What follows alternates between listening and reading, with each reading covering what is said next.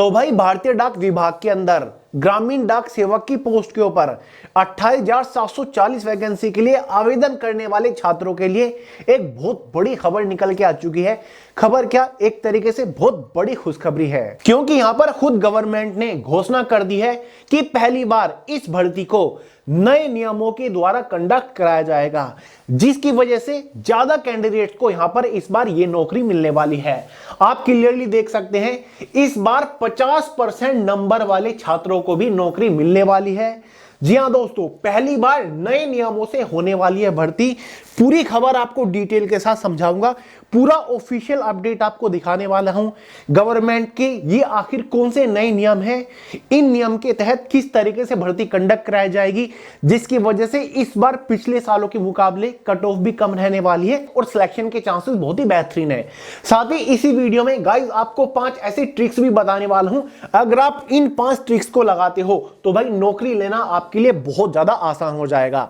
ये तो आप सब लोग जानते होंगे, भारतीय डाक विभाग की इस भर्ती के लिए 10वीं पास कैंडिडेट्स एलिजिबल है। 18 से 45 साल तक की उम्र वाले कैंडिडेट आवेदन कर सकते हैं। टोटल वैकेंसी 28,740 फिलहाल निकली हुई है। ऑल इंडिया की वैकेंसी है और इस वैकेंसी के अंदर कोई भी एग्जाम कंडक्ट नहीं कराया जाता, ये एक सीधी भर्ती है। तो चलिए दोस्तों, अब बहुत ज्यादा टाइम वेस्ट नहीं करते, पूरा अपडेट यहां पर आपको दिखाने वाला हूं। गवर्नमेंट की जो ऑफिशियल घोषणा है वो आपको दिखाने वाला हूं, साथ ही इन 5 ट्रिक्स के बारे में भी आपको जानकारी दूंगा। तो चलिए फटाफट वीडियो शुरू करते हैं। उससे पहले एक छोटी सी जानकारी दे दूं, गाइस इस भर्ती में तो कोई एग्जाम होगा नहीं, लेकिन अगर आप इसके अलावा किसी और गवर्नमेंट जॉब एग्जाम की तैयारी कर रहे हैं तो बहुत ज्यादा जरूरी है कि जीएस बूम आपके पास होना ही चाहिए। जीएस बूम जनरल अवेयरनेस की अब तक की एक सबसे सर्वश्रेष्ठ ई बुक है, जिसे आप फोन के अंदर डाउनलोड करके भी पढ़ सकते हो। अगर आप जीएस बॉम्ब को सिर्फ एक बार अच्छे से पढ़ लेते हो ना, किसी भी कॉम्पिटिटिव एग्जाम में जीएस के एक भी क्वेश्चन इससे बाहर नहीं बनेगा, जीएस के चिथड़े उड़ा के आओगे, ये मेरी गारंटी है। लिंक डिस्क्रिप्शन बॉक्स में है, तुरंत डाउनलोड करिए और भाई आज ही से पढ़ना शुरू कर दीजिए। तो चलिए गाइस फटाफट बात करते हैं अपडेट्स के बारे में। तो यार ये तो इसका नोटिफिकेशन है, आपको बताने की जरूरत है ही नहीं। 31 जनवरी से फॉर्म भरे जा रहे हैं, 14 फरवरी फॉर्म की आखिरी तारीख है। तो भाई ये है वो ऑफिशियल अपडेट। पहले इस अपडेट को समझने वाले हैं। ये जो खबर आई है, ये जो अपडेट आया है वो 2 फरवरी 2026 सोमवार के दिन निकला था, ठीक है। हेडलाइन आप देख लीजिए क्या यहां पर कहा गया है, पूरा अपडेट आपको डिटेल के साथ समझाऊंगा। डाक विभाग में ग्रामीण डाक सेवक की रिक्तियों पर भर्ती प्रक्रिया शुरू हो चुकी है। कुल 28,740 रिक्तियों के लिए मांगे गए हैं आवेदन। अब देखते हैं इसमें क्या कहा गया है। भारतीय डाक विभाग में ग्रामीण डाक सेवक जीडीएस के पदों पर भर्ती प्रक्रिया शुरू हो चुकी है, जिसके तहत कुल 28,740 रिक्तियों की घोषणा की गई है। आवेदन प्रक्रिया 31 जनवरी 2026 से प्रारंभ हो चुकी है और इच्छुक उम्मीदवार 14 फरवरी 2026 तक आवेदन कर सकेंगे। ये तो आप सभी को पता ही है। इस बार राज्यवार रिक्तियां जारी की गई है, जिसमें महाराष्ट्र राज्य में सबसे अधिक पद उपलब्ध है। यह भर्ती बिना किसी लिखित परीक्षा के सीधी मेरिट सूची के आधार पर की जाएगी। सरकार ने इस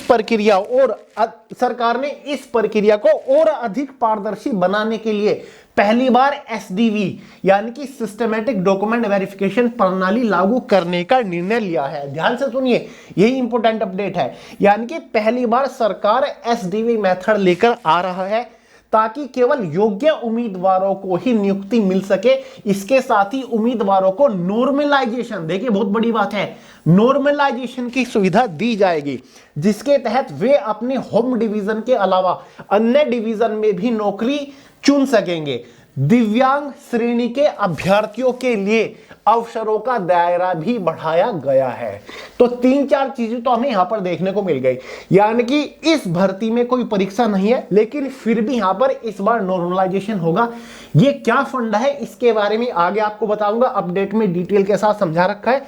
ये एसडीवी मेथड क्या है इसके बारे में भी आपको बताऊंगा। और जो पीएच कैटेगरी के कैंडिडेट्स हैं उनकी तो भाई इस बार बल्ले बल्ले है, देखिए, ताकि वे भी इस भर्ती का लाभ उठा सके। यह कदम ग्रामीण क्षेत्रों में डाक सेवकों को सुदृढ़ बनाने और युवाओं को रोजगार उपलब्ध कराने की दिशा में एक महत्वपूर्ण पहल माना जा रहा है। देखिए, भारतीय डाक विभाग ने ग्रामीण डाक सेवक जीडीएस भर्ती प्रक्रिया में इस बार एक नई तकनीक को शामिल किया है, जिसे एसडीवी यानी कि सिस्टमैटिक डॉक्यूमेंट वेरिफिकेशन मेथड कहा जाता है। यह एक 3D इंस्पेक्शन सॉफ्टवेयर का प्रारूप है, जिसका अर्थ है डिटेल डॉक्यूमेंट डेटिंग। 3D का मतलब है यहां पर 3D का डिटेल डॉक्यूमेंट डेटिंग, यानी दस्तावेजों की सॉफ्टवेयर द्वारा गहन जांच। इस तकनीक की सबसे बड़ी विशेषता यह है कि यह नकली या फर्जी दस्तावेजों को कुछ ही सेकंड में पहचान सकती है। अब तक कई बार देखा गया है कि कुछ अभ्यर्थी गलत प्रमाण पत्रों के आधार पर नौकरी हासिल करने की कोशिश करते थे, लेकिन सरकार ने इस बार ऐसे प्रयासों पर रोक लगाने के लिए यह कदम उठाया है। पहली बार इस पद्धति का उपयोग किया जा रहा है और उम्मीद जताई जा रही है कि इससे भर्ती प्रक्रिया अधिक पारदर्शी होगी तथा केवल योग्य और वास्तविक अभ्यर्थियों को ही नियुक्ति मिलेगी। इस तकनीकी का नवाचार से ग्रामीण डाक सेवक भर्ती में विश्वास और निष्पक्षता का स्तर और ऊंचा होगा, जिससे योग्य उम्मीदवारों के लिए अवसर बढ़ेंगे और व्यवस्था पर जनता का भरोसा मजबूत होगा। तीसरी इंपॉर्टेंट चीज है नॉर्मलाइजेशन। ये देखिए यहां पर नॉर्मलाइजेशन के बारे में बात कही गई है। मैं आपको समझाऊंगा डिटेल से और वो 5 ट्रिक्स भी बताऊंगा, बस वीडियो को देखते रहिए। भारतीय डाक विभाग की इस बार की ग्रामीण डाक सेवक भर्ती प्रक्रिया में एक और महत्वपूर्ण बदलाव किया गया है। अभ्यर्थियों के अंकों में नॉर्मलाइजेशन की प्रक्रिया पहली बार लागू की जा रही है। जी हां दोस्तों, परीक्षा नहीं है, फिर भी नॉर्मलाइजेशन आपका इस बार होगा। इसका उद्देश्य यह है कि अलग अलग डिवीजन में आवेदन करने वाले उम्मीदवारों को समान अवसर मिल सकेंगे और मूल्यांकन अधिक न्यायसंगत हो। नॉर्मलाइजेशन से उन अभ्यर्थियों को विशेष प्रोत्साहन मिलेगा जो अपने होम डिवीजन के अलावा अन्य डिवीजन में नौकरी करने की इच्छा रखते हैं। इस व्यवस्था से चयन प्रक्रिया और अधिक पारदर्शी बनेगी तथा योग्य उम्मीदवारों को अपनी पसंद के अनुसार विभिन्न क्षेत्रों में रोजगार पाने का अवसर मिलेगा।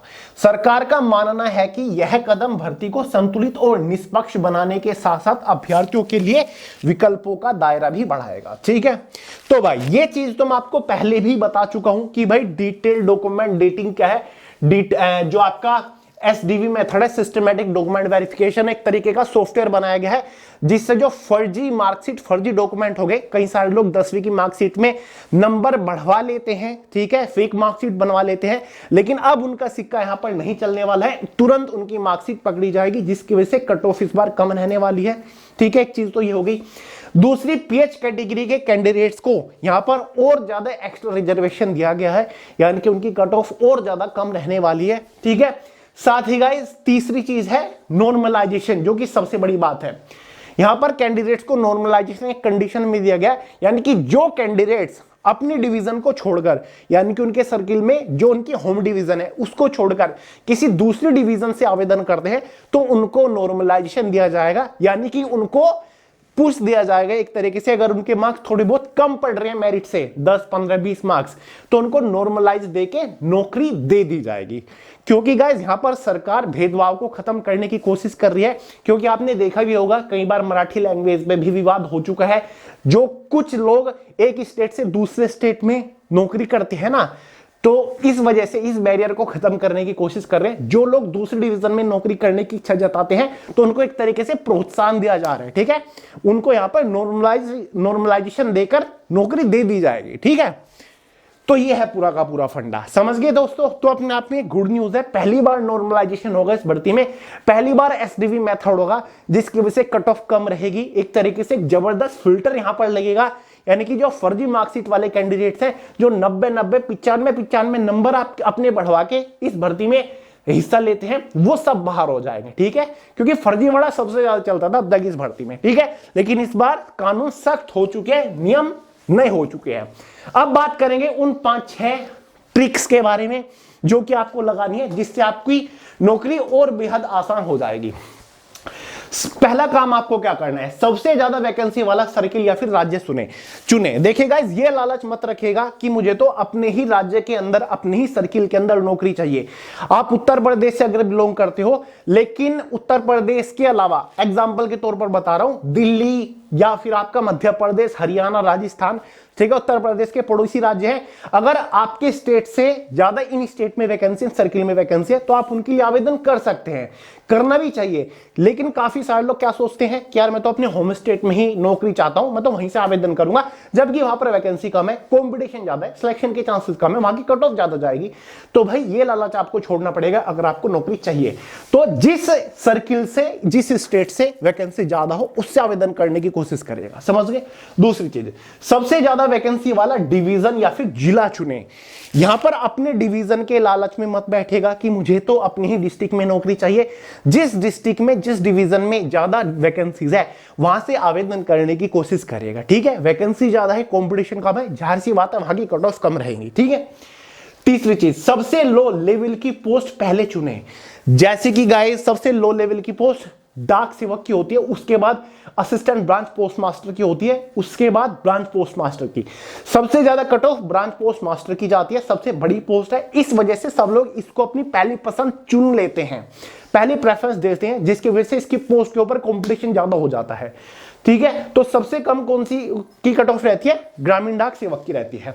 चौथी, पीएच कैटेगरी वालों को, पीएच कैटेगरी को प्रेफरेंस दे अगर आप एप्लीकेबल है। अगर आप पीएच कैटेगरी में कहीं ना कहीं आते हैं तो भाई इस कैटेगरी को प्रेफरेंस दीजिएगा। कई सारे लोगों को पीएच कैटेगरी के फायदे नहीं पता होते, लेकिन फिर भी वो जनरल कैटेगरी से आवेदन कर देते हैं, जबकि वो पीएच कैटेगरी में आते हैं, एप्लीकेबल है, ठीक है। अगर कोई फिजिकल डिसेबिलिटी है तो आप पीएच कैटेगरी को प्रेफरेंस दे, क्योंकि गाइस मोस्टली ये देखा गया है कि पीएच कैटेगरी वालों को 45% पर भी सिलेक्शन है। चाहे पिछले साल की कट ऑफ उठा के देख लो, उत्तर प्रदेश की देख लो, दिल्ली की देख लो, मध्य प्रदेश की देख लो, पीएच कैटेगरी की जो कैंडिडेट है उनका सिलेक्शन 45% नंबर पर हो रहा है। और अगर पीएच कैटेगरी भी है और ओबीसी एसटी एससी से बिलोंग करते हैं, फिर तो सोने पे सुहागा हो जाता है, क्योंकि 35% वालों को भी यहां पर नौकरी मिल जाती है।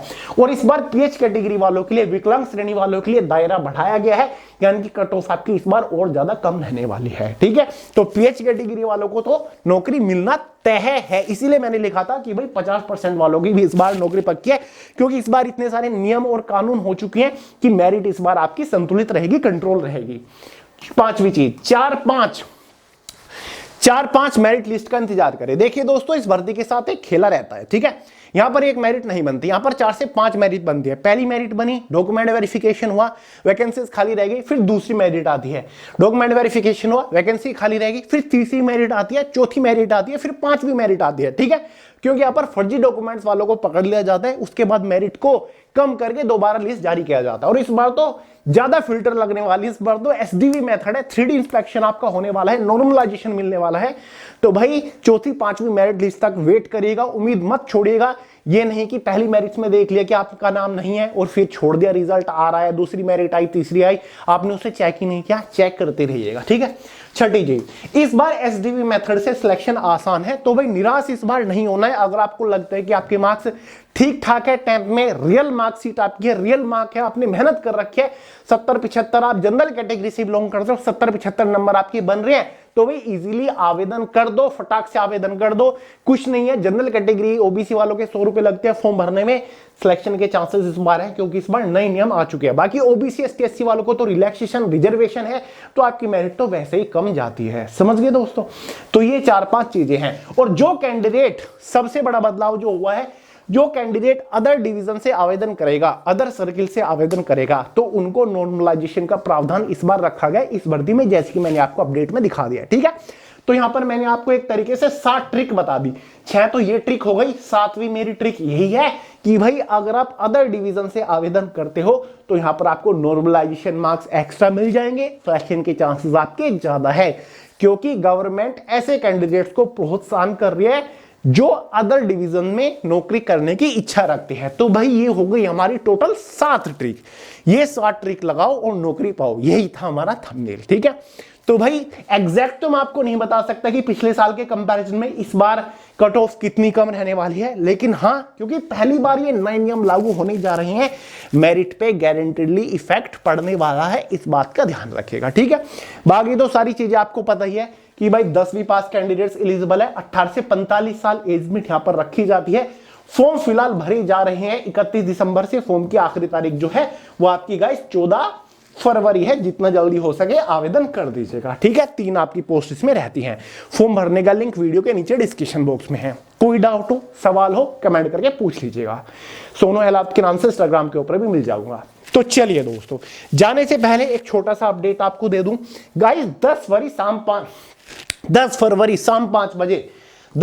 शाम 5 बजे इसी चैनल के ऊपर आपके लिए एक बहुत ही धमाकेदार घोषणा होने वाली है। एक धमाकेदार सरप्राइज है, मजा आ जाएगा आपको कुछ बहुत बड़ा मिलने वाला है, ठीक है। शुरुआत में बता दूं, कोई बुक लॉन्च नहीं है, कोई कोर्स लॉन्च नहीं है, कुछ स्पेशल आपके लिए जो आप सोच भी नहीं सकते, इतना जबरदस्त बेनिफिट आपको मिलेगा। तो भाई एक धमाकेदार घोषणा है, अब होगा तांडव। 10 फरवरी को शाम 5 बजे इसी चैनल के ऊपर आ जाना है। दोस्तों के साथ भी इंफॉर्मेशन शेयर कर दो, ठीक है। चलिए, तो भाई इस वीडियो में इतना ही था। पसंद आई हो लाइक कर दीजिएगा, दोस्तों के साथ शेयर कर दीजिएगा, चैनल को सब्सक्राइब करना मत भूलिएगा। मिलते हैं अगली वीडियो में बहुत जल्द, तब तक के लिए जय हिंद।